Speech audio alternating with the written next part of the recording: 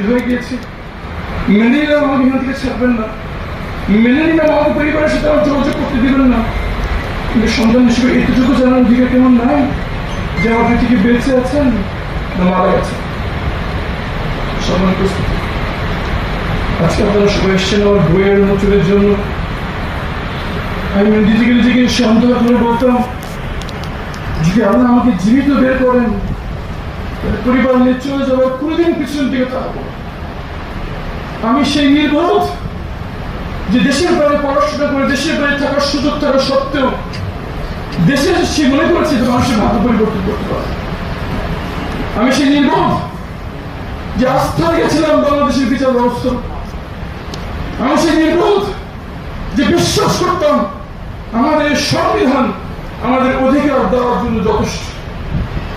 আমি নিজেকে বলেছিলাম, যদি বের হয়ে যায়, যদি আল্লাহ বের করে, তাহলে আপনি পিছনে ফেলে তাকাবো না, স্ত্রী সন্তান মাকে নিয়ে চলে যাবে দেশ থেকে। যে আমার সাথে মানুষ তো দূরে থাক, পশু অধিকারটুকু আমাকে দিচ্ছে। একটি পশু পাখি জন্তু জানোয়ারকে যদি বাতাস ভিন ধরে মাসের পর মাস রাখলে সে বাঁচবে না, একটা মানুষ সে কেউ রাখবে।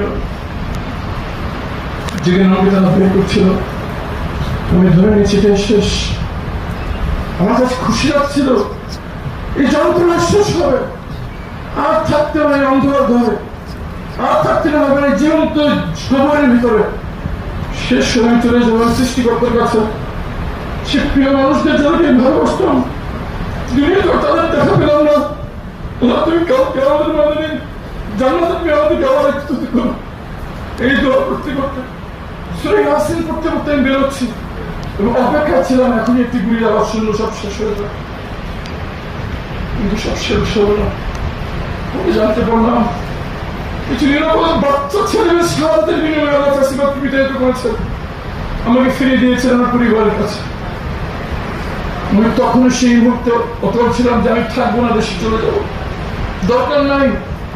যেখানে অধিকার নাই, যেখানে আইন নাই, যেখানে আদালত নাই, যেখানে সংবিধান নেই, থাকবো না সেই দেশে। কিন্তু যখন সুমন ভাইয়ের দিকে তাকাই, যত হাতের সঙ্গে যখন সে প্রশ্ন করে রাখবো আমার বাবা কোথায়, তখন মনে করি সৃষ্টিকর্তা আমাকে নিজ হাতে জীবিত রেখেছেন। আমার দায়িত্ব কথা বলা তাদের জন্য যারা জীবিত বের হতে পারেন।